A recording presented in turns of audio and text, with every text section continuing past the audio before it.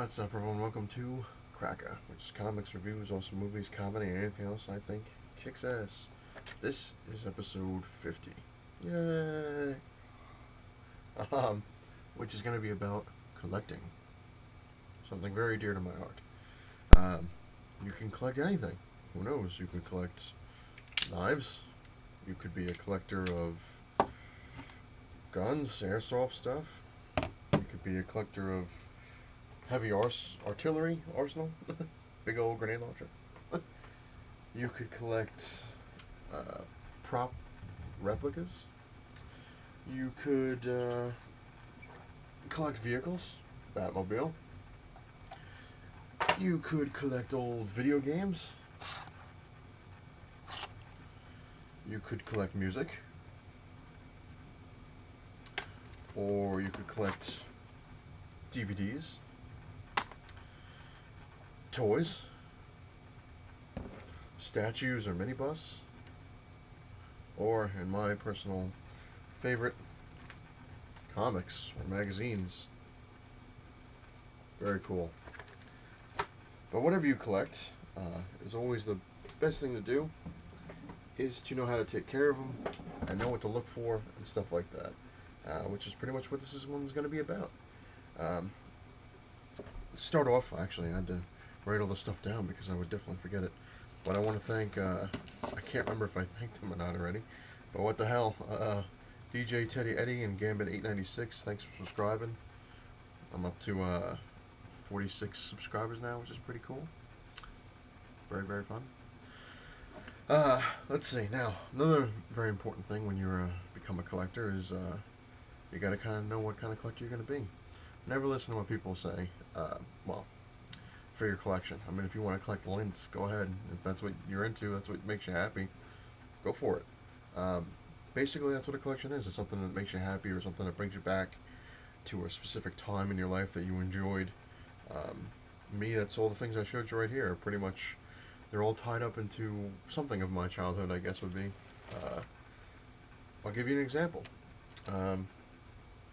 Let's see, let's choose one here. Alrighty, let's choose an airsoft gun. Use that as an example. Airsoft guns kind of remind me of back in the day when I was a kid, and of course, back in those days we didn't have the internet, and we were always outside, unless it was raining, then we were inside playing video games, watching VHS tapes. But something like this reminds me of when I was a kid, 5 and up or whatever you want to call, and always playing a game called Guns with your friends. You'd go to the store, you'd beg your mom, I want to get that gun, I want to get that gun, yeah. She'd finally break down and buy it for you, and then you gotta run home and go, look, everyone, I got a new gun, yeah, let's play. And then, of course, you had to beat the other kids with their guns, bang, gotcha, you gotta count to 10, and then you run.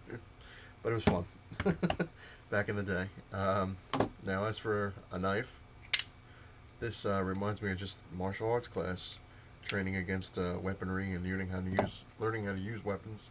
Stuff like that. Toys, those always go back to being a kid, all the cool toys. It's kind of funny because when you were a kid, you had to wait till, Christmas or a holiday or something, your birthday, to get a new toy if you were lucky. But when you become an adult, now that you have a job and you're, making money, and if you're still a collector of toys, you really go apeshit. Now you go nuts. You just basically run around going, oh my god, I never had that when I was a kid. I couldn't afford that one when I was a kid, and it's fun times, I guess. Statues in general. I mean, I always love collecting statues and models and doing that stuff. Obviously, music. Always been in the music, and comics. Always been in the comics. So there you go. You could also collect stuffed animals. Who knows? Beanies, Beanie Babies. Remember those things? Oh my god. Or maybe collect cards, sports memorabilia, or Marvel cards like I did. But anyway, let's move along. It's going to be a long episode. As well it should be for number 50, which I'm just amazed that I got up to 50 episodes, and that people actually liked the show enough to watch 50 episodes. So, thank you. I appreciate it. But we're going to go into some stuff. This was actually one thing I forgot to show on my Spider-Man thing. And that's, this is probably one of the oldest comics I have as well. That's the original Spectacular Spider-Man series from the '60s. This is number 2, which I really got to get a board for it. Um, but that's been kind of tough because I only need one board, and I already have the bag. But most of the comic stores I go to, they do sell them separately. They do sell, like, you can buy one board, one bag for a magazine. But unfortunately, lately they haven't had it. They've only had it in stacks, and I don't need 100 magazine boards, so it'd be kind of a waste. But I'm weighing it out because I'm like, well, maybe I do have some magazines I can bag and board. But who knows? But yeah, yeah. Moving on, moving on. Alrighty. Now, I could tell you how to take care of your entire collection if you really wanted to, which I'm going to kind of go over some things because just some stuff that I've learned over the years. Airsoft guns in particular, if you have a collection of airsoft guns, the one thing you want to do is clean it out. You take out the clip, air spray it, a little air duster here and there, a couple drops of lubricant stuff on there on the gears, you're good to go. So that's not going to get too into that. Knives, on the other hand, same thing. If you want to prevent rust, obviously you don't want to really put your fingerprints on it, but get a nice cloth, cloth. Put some, there's like stuff, it's like a metal polish kind of thing, and just rub it in there and go across, get all your fingerprints off, and then prevent rust. Very cool. Toys, obviously, if you're gonna be a collector, like as if you want to sell stuff, resell it, make a career out of it. Toys, you always want to have them obviously mint in box, but a lot of times, like so, they're not. But just because it's out of the box doesn't mean it's worthless. Let's put it that way. You can have a toy like this, for instance, that's obviously out of the box, but then you turn around and you sell it because somebody's looking for it to complete their collection. Because who knows, you might have somebody like myself who never got around to it, but a lot of the things that are out of box, I always wanted to put them in a display case and have it like a big tall display case, straight down, have like the Avengers, have the X-Men and stuff like that. So who knows, maybe someone's looking for this particular item to go in the display case. Statues, again, you want to always, dust them every now and then, make sure they're good. CDs, you don't want to get any scratches on them. That's a given. They do work with scratches, but you're better off just putting them back in the case. Same thing with DVDs, Blu-rays, stuff like that. Definitely clean out the Blu-ray player every couple months. That's what I do. I buy a Blu-ray cleaner. It's a disc. Throw it in there and cleans it all out. Old school Nintendo, very simple. End of story. Alrighty. As for comics, now this one's gonna be the cool stuff. This video hopefully will help newer collectors, with some information that they didn't know. I mean, a lot of this stuff, a lot of people on here are gonna go, it's basic knowledge. Oh my god! But hey, not everybody knows, so what the hell? Give it a whirl. There was a time where I didn't know anything about anything, and I wish there was the internet back then for me to figure stuff out. But back then it was basically just some of my friends who didn't always know about stuff, as well as my cousin who knew everything. So, but I couldn't always talk to him. So, one or the other. Another thing you can be a collector of, which I almost forgot. Who knows? Maybe you collect artwork or posters. Always keep them in the frame, especially if you want to keep them for a long time. But moving on. Alrighty, let's get into some basic stuff here, which, like I said, hopefully will help people out. Let me get my stuff I wrote down here so I don't screw up. Alrighty, one thing that I wrote down that was kind of crazy, but it also looks like it's coming true, but I hope not. I was thinking when I was getting ready to make this video and writing stuff down of the new generation of people, the kids out there, which the adults, perhaps they grew up with comic books like myself, and hopefully my kids will be into comics, who knows. But more and more you see it, obviously, like comic books are going up in price, and of course everyone blames the economy. It's, the economy's bad, so the comic books have to make more money because just to, survive, so they raise their prices, and then comic book stores raise their prices for back issues and stuff like that, just so they can order the new comics, and it's like a whole big run going around. And then Then they have the digital comics, which again, I'm gonna date myself, but back in my day, we didn't have no digital comics. Um, that people, kids are like, oh, the digital comics, I read it and stuff like that, which is cool, but I'm just never really a fan of the digital comics. I'd much rather have like the hard copy, I guess, would be, in my hands. I could read it, go back and forth. Um, I know it sounds sick, but sometimes just like the smell of the book, you're like, oh, that brings me back, stuff like that. Rather than,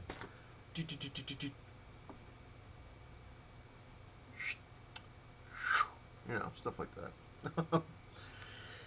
Anyway, but that's what I worry about is like the future of comic books because like I said, I've said it before. I'm trying to open my own comic book store, and it kind of worries me that who knows in a couple of years when I actually have a chance to open it, um, if there'll be anything left, if there'll be anything worth opening up, unless you just open a store of back issues, which might have to happen if we're going to go that route. Um, but anyway, besides that, let me get into some stuff here. Let's go into bags, shall we? Every comic, obviously, and especially if you're going to be a collector, all depends on, if you're going to resell something or not. And with comic books, with anything, it's all about condition. Um, I always tell people, definitely, you want the better condition book because if you're going to turn around and sell it, if it's shot, you really limit yourself to how many buyers are going to want the book. I mean, me personally, I have bought issues that have been really damaged just because I want to have that book, and that's everyone's own preference. Like I said, like some old books that I do have, they are definitely not in the best of conditions, but I just like having to be able to say like I have that in my collection. It's shot, but I have it in my collection. Um, but again, that's up to everyone. Condition is key, especially if you want to resell it. I'm going to go over a lot of that stuff, so again, you might want to sit back and relax, get yourself a soda, something to drink, popcorn, whatever. Um, but the one thing you want to do, uh, first off, actually, before I even get into what you want to do, Mongo Stomptime07 was talking about something where he had a comic where it was restapled, and he was asking the question, uh, does that devalue it at all? Yes and no. It's kind of a weird thing. Um, if this restapling is done really well, where you wouldn't really notice, it's going to sound evil, but you can get away with it, I guess. Like if you wanted to sell it to a comic book store, a real collector is going to notice it. They're going to say, "Oh my God, that was restapled," because you just tell. Especially if you grab like an old '80s book and you look at the staples, you're going to be like, "Those look brand new." Wait a minute, that's something's wrong. But that's up to you. If you get it graded, it definitely drops the value a lot because now it's been technically restored, I guess would be the thing. Um, so you got to be really careful. If you don't have any plans on ever regrading it, you just want to keep it in your collection, then it doesn't matter. But if you want to sell it down the line, you got to take that into consideration. If you're going to get it graded, it's going to drop the value a lot. So another thing, like I said before, we get into care. Another thing you want to look for, especially if you're collecting for the first time, I get a lot of people all the time. What should I look for? What am I going after? The main thing you want to go for, obviously, is key issues. Something like this, where this was the first appearance of the Black Suit, which later becomes Venom. So that's a key issue. You want to look for major events, which are basically, key issues like something like this, where Spider-Man's unmasked to the Green Goblin. Um, first appearances. First appearance of Sabretooth, you always want to look for first appearances. Me, I'm a huge first appearance person. I love my first appearances. Deaths. Anytime a character is killed off, that's another one. Cameos are good, because you never know what character comes out is going to be a popular one. Um, I usually go by numbers too. I mean, it sounds kind of stupid, but like I'll get number 1. Obviously, you want to collect number 1s, number 0s, the last issue of something. Me, I'll go like for number 50, 100, whenever it's like kind of like a giant size thing or something. Um, but that's pretty much it. That's what you want to look for. You want to look for a lot of the key issue stuff, like Spider-Man when he got married, something to look for. Um, give me one sec. I wish I was a little more prepared. But, yeah. Another thing, it's up to you, and like when you do collecting, like if you want to get something that's So you have it signed up there. Stuff like that is kind of cool if you find the artist. Um, Again, stuff that sounds like kind of. Sorry about this. Should have been a little more prepared when I was doing this, and I thought I was, but of course the books that I had ready, I moved them to the side, and you know, you know how it works. You know how it works. Forgot all about them, and I'm like, all right, I'll get that. Anyway, yeah. Anyway, all right, now we're good. Obviously, stuff when you get signed, like I know it sounds really morbid and disturbing, but if that artist or writer drops dead, your stuff's worth more money now, depending on how much stuff they signed. Another thing to look for is variants. Back when I was a kid, variants were really scarce. They didn't really exist. A couple variants, for instance. Now variants are extremely popular, but you never know which one's going to be the one that's worth the most money. Especially, like I said, if you want to resell it. Sketch covers usually up there. If you can have an artist do a sketch thing for your comic, right there. First appearance, like I said. Just want to show that. Death book. And, of course, like another key issue, Spider-Man gets married. And other things you can look for, too, is, like I said, with like key issues and stuff like that. Stuff like that, like Iron Man, where it deals with alcoholism, things like that, definitely are worth going after. It's crazy, but that's what sells. Anyway, now it's time to go into taking care of your stuff. Alright, now this I had to write down because, like I said, I would never have probably said it the right way or forgotten all about it. But anyway, for comics, we're going to use comics because, like I said, other stuff, it's up to you. Comics you should always keep in 70-degree weather or below. 50 to 60% humidity in a dark location. Anything where humidity and temperature are constant, like they're not constantly going up and down. The fun thing is, this is what kind of sucks for me, but I worked around it. You never want to keep your comics in a basement. It's just not the best spot. I know it's dark. I know it's like, but if you can keep it in the basement where you can keep the temperature a certain way and keep the humidity down, and always, if you're going to have your stuff in the basement, just keep your stuff about a foot above the ground because you never know what a basement, you never know if something leaks or whatever. That's what I had to do because about a year and a half ago, I had a leak in here, and it got to one of my comic book boxes, and the box was destroyed, but thank God it didn't get to the comics. So something to look out for. Keep the stuff away from the sun, sunlight, because it will damage your books. Sunlight will just destroy it. It'll age it and get it all crinkly. All right, let's see. And obviously, one thing you want to do is whenever you get a book, bag and board it. Put it in a comic book box. That's very important. Another thing you want to do is every couple of months, like I do it I probably should do it more often, but I usually do it every 3 months, the end of every 3 months. It's very tedious, and but I'm doing it especially because I'm in a basement apartment. But it's check your books for mildew. I know that sounds like, oh my God, what are you talking about? Basically what you do, it's going to sound crazy, but say you go through your comics, you take every one out, just open the bag and just sniff it. You'll know when it's covered in mildew, believe me, you'll definitely know.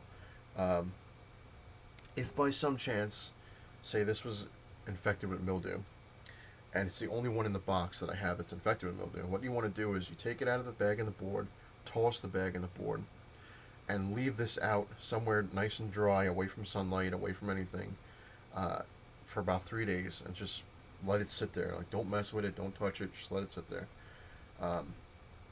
Then what you want to do after the 3rd day or whatever, give it a whiff, see if it's still covered in mildew. If it isn't, then cool, get another bag and board and put it away. If it is, you're kind of screwed in a way, because mildew, obviously it's a living organism. It's kind of like a symbiote. It jumps from one thing to the other. So if this was covered in mildew and I just put it in a new bag and board, I'm like, all right, no problem, it's in a new bag and board, and I put it back with my collection.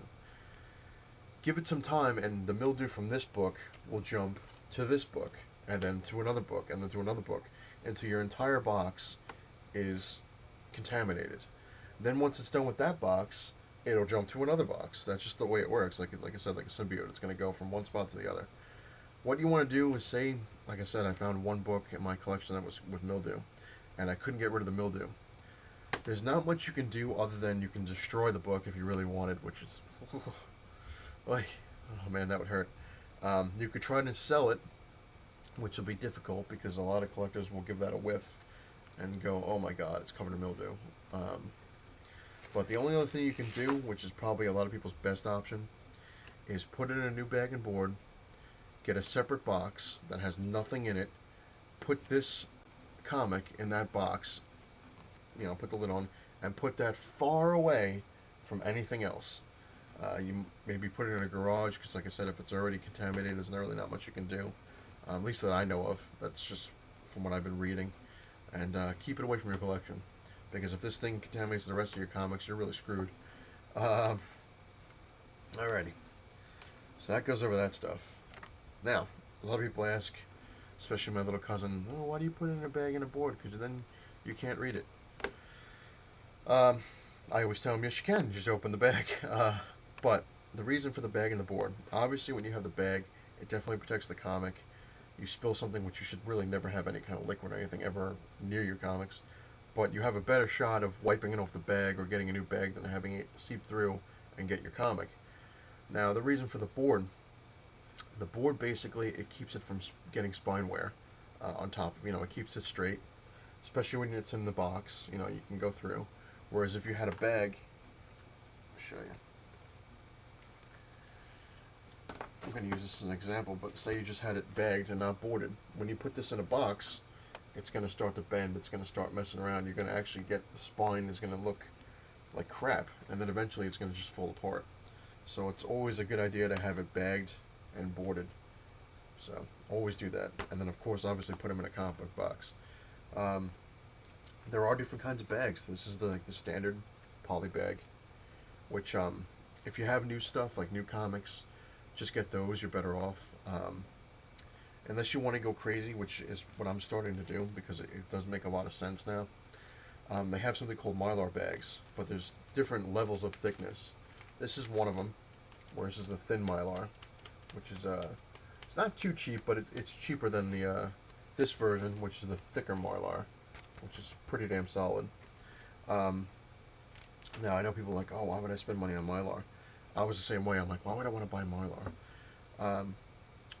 The best thing to use Mylar for is your not retro, but your old comics like Silver Age, Golden Age. One, because it protects them a hell of a lot better than the regular bag. It's definitely solid. It doesn't bend. It's pretty cool, and it actually does make your comics look cooler. It makes them look a little nicer, especially the older ones. So it's just a good thing to have. So that's one way to go. Oh, another thing you might want to look for, other than variants, look for other stuff like this. Like this is the Chrome edition of Amazing Spider-Man 300. Because again, you never know. Another thing you can do to protect your comics, get them CGC'd. Because this thing is like a tank compared to everything else. But the problem with CGC that I always find is that, say I took this here, this Chrome edition, and I'm telling you it's a 10, right? There's nothing wrong with it. I send it to CGC. My idea of a 10 is their idea of a 7. So then you're kind of like, wait a minute, that was perfect. There was nothing wrong with it. But CGC, they find what's wrong with it. So if you think you have a perfect book, that's one thing, but chances are you probably don't. Because they could find a smudge, they can find a missing itty-bitty microscopic piece missing, and they're like, alright, that devalues it. So you never know. I always say whenever you're going to do CGC, it's definitely better to send them a lot of the stuff that you really, really, really want to have CGC, like an old book, just to protect it more than anything else, because you might get disappointed. Like I said, if I sent this out and I was like, this is a 10, and it comes back as a 5, I'm like, ugh. But then again, at least it's graded, so you already know, so it doesn't really, go into all that stuff. Let's see, went over all that stuff. Yeah, coverage. Yeah, good. Just trying to think. Yeah, that's about it. That's pretty much whatever I can tell you about, collecting. Again, collecting, get what makes you happy. If you, like I said, if you like collecting paper cups, go nuts. you know. But I really want to thank everyone, all my subscribers. I'm not going to mention them all because that would just take forever. But I really appreciate everybody subscribing. I really appreciate everyone watching this stuff, and I hope it helps. You know, that's what my main goal is. Not just to have fun, but hopefully a lot of my stuff can help you out, especially like new collectors. They'll have an idea of what to look for. Obviously, how to keep their stuff clean, neat, organized. Yeah, definitely keep your comics organized.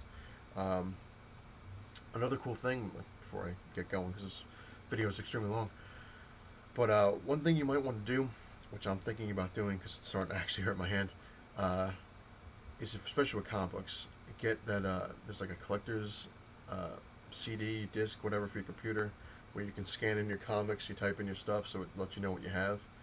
Great idea because if you don't know what comic you have and you go to a comic book store and you're buying like 3 or 4 of the same one, and you're like, oh wait a minute, I have that one already. When you get home, you're like, oh, I just pissed away, $10 on this book, and I already have 2 of them. It's a good idea. What I've been doing lately, just something I came up with, which, like I said, it's hurting. Um, the comic book boxes I've been showing you, I've been going through them. Obviously, I've been taping them, showing you the videos.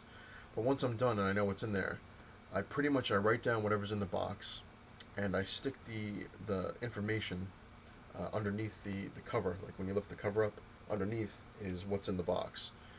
So it kind of doesn't detract away from whatever else is on the box or whatever. Um, what I do is, I did it 2 different ways. I'm trying to figure out which way is working the best.